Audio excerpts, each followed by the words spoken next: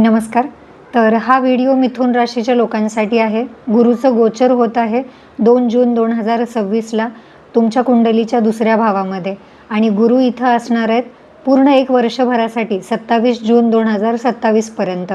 तर गुरुच्या या गोचरचा तुमच्या राशीवरती काय परिणाम होणार आहे, तुमच्या आयुष्यावरती काय चांगला आणि काय वाईट परिणाम होणार आहे ते आपण या व्हिडिओमध्ये बघणार आहोत।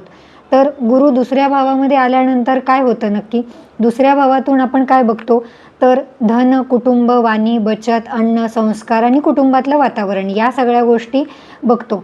तर इथे बाजूला मी तुम्हाला वृषभ लग्नाची कुंडली दिलेली आहे, तुम्ही बघू शकता। इथे गुरु दुसऱ्या भावामध्ये आहेत, तर गुरु हा विस्तार देणारा ग्रह आहे, म्हणून या काळात मिथुन राशीच्या लोकांच्या आयुष्यात आर्थिक वाढ दिसू शकते। चांगले परिणाम म्हणजे अचानक पैसे यायला सुरुवात होईल, बचत होईल, सेविंग व्हायला सुरुवात होईल, नवीन उत्पन्नाचे स्रोत तयार होतील, तुमच्या कुटुंबामध्ये शुभ कार्य, लग्न, नवीन सदस्य येणे अशा घटना घडू शकतात। तुमच्या बोलण्यामध्ये गोडवा वाढेल, सात्विकता वाढेल। आता ही झाली चांगली बाजू। आता जर तुमच्या कुंडलीमध्ये गुरु खराब असेल, तुम्हाला जर दशा खराब सुरू असेल तर याचे वाईट परिणाम ही दिसू शकतात की खर्च वाढू शकतो, खाण्यापिण्याच्या सवयी बिघडू शकतात। चांगल्या गोष्टींमध्ये अजून एक गोष्ट, सोनं, प्रॉपर्टी अशा गोष्टींमध्ये खरेदी होणं हे गुरुच्या या गोचरचा परिणाम मिथुन राशीच्या लोकांना दिसू शकतो।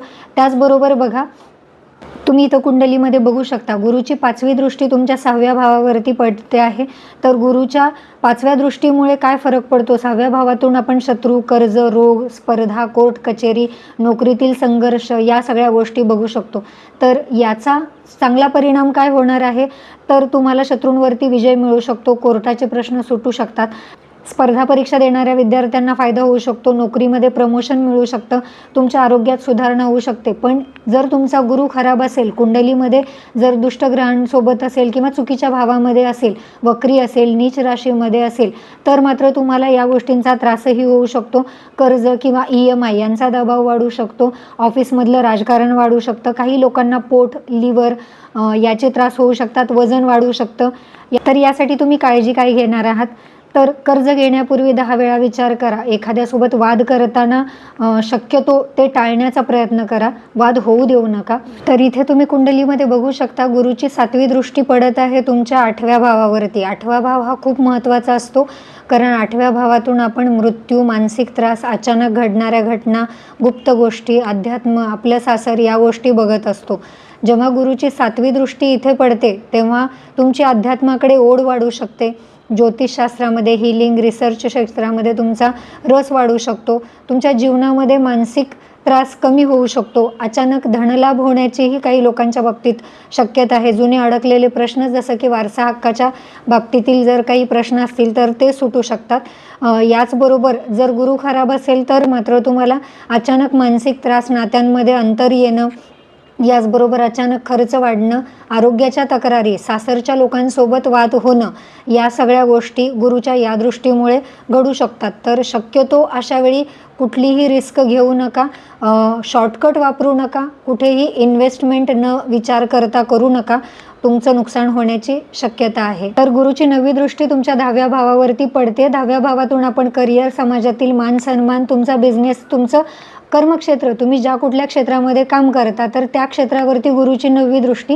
ही अतिशय शुभ मानली जाते। याचा सकारात्मक परिणाम हा होणार आहे की तुमचा समाजातला मान सन्मान वाढू शकतो, करिअरमध्ये मोठी संधी मिळू शकते, नवीन एखादं काम किंवा तुमच्या व्यवसायाचा विस्तार होऊ शकतो, अनेकांना चांगला गुरु मिळण्याची शक्यता आहे। पण जर कुंडलीत गुरु खराब असेल तर मात्र तुम्ही थोडे कन्फ्युजनमध्ये राहू शकता किंवा तुमच्यावरती कामाचा ताण वाढू शकतो, तुमच्या वरिष्ठांशी तुमचे मतभेद होऊ शकतात, मेहनतीच्या तुलनेत तुम्हाला परिणाम उशिरा किंवा कमी मिळू शकतात।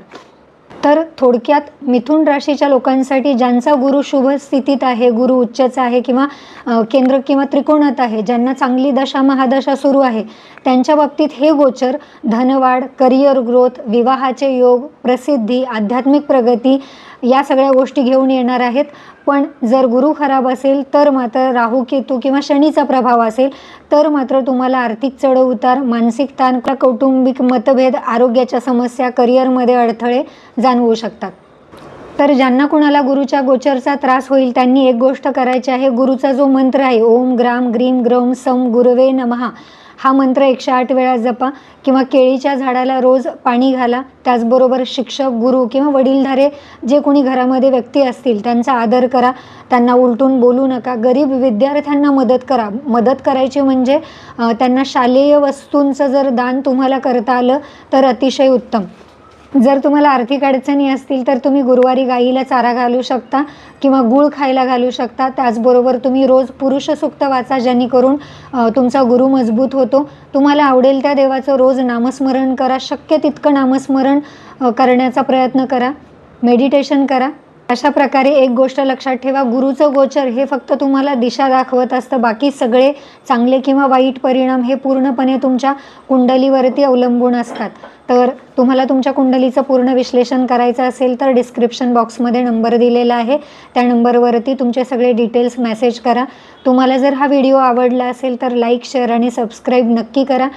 पुढचा व्हिडिओ आपण कर्क राशीवरती गुरुच्या गोचरचा काय परिणाम होईल यावरती करणार आहोत. तर अशाच प्रकारच्या ज्योतिषीय माहिती मिळवण्यासाठी आपल्या चॅनलला नक्की सबस्क्राईब करा. बेल आयकॉन प्रेस करा. Thank you so much.